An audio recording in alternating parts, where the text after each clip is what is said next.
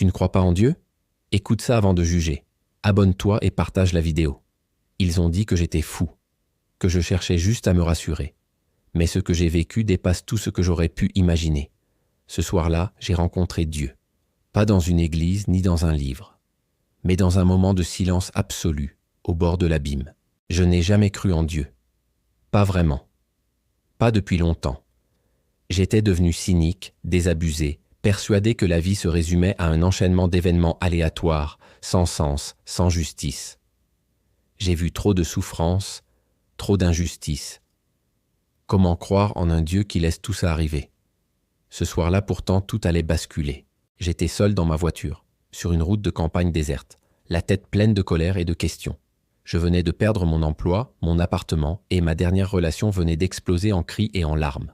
Je roulais sans vraiment savoir où j'allais, juste pour fuir. Soudain, un brouillard épais s'est levé, le genre qui s'insinue dans les eaux, qui étouffe le moindre son. Ma voiture a commencé à ralentir, comme freinée par une force invisible.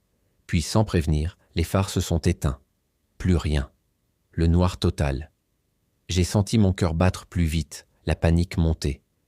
Et là, au milieu de ce silence assourdissant, j'ai entendu un murmure. Pas un son, une vibration, une présence. Je suis sorti de la voiture. Mes jambes tremblaient, mais quelque chose me poussait à avancer. Devant moi, dans ce brouillard, une lumière douce, chaude, presque vivante. Une silhouette. Une forme qui n'était ni humaine ni animale, mais autre chose. Quelque chose d'immense. Pourquoi cherches-tu à fuir? La voix était calme, profonde, emplie de compassion. J'ai voulu répondre, mais ma gorge était sèche. Alors j'ai juste levé les yeux et j'ai vu. J'ai vu mon propre cœur exposé, vulnérable, et toutes les blessures que je portais en silence. Cette présence a continué.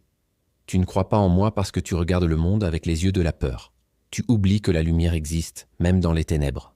Je me suis mis à pleurer, pour la première fois depuis des années. Pas parce que je croyais, mais parce que je sentais quelque chose de vrai. Quelque chose qui dépassait tout ce que j'avais jamais ressenti. Pendant ce moment suspendu, j'ai compris que croire ou ne pas croire n'était pas la question. La vraie question c'était, étais-je prêt à voir la lumière dans mon propre cœur? À reconnaître que la foi, ce n'est pas une certitude aveugle, mais un pas dans l'inconnu. Puis, comme un souffle, la lumière s'est dissipée. Le brouillard s'est levé. Les phares se sont rallumés. Je suis remonté dans ma voiture, changé. Depuis ce jour, je ne prétends plus savoir ce qu'est Dieu. Mais je sais ceci. La spiritualité ne se trouve pas dans des dogmes ou des lieux, mais dans l'ouverture à soi-même et aux autres. Je continue à douter, à questionner. Mais j'ai appris à accueillir la lumière, même quand tout semble noir. Alors, si tu ne crois pas, je ne te demande pas de changer d'avis. Je te demande juste de ne pas fermer ton cœur avant d'avoir écouté.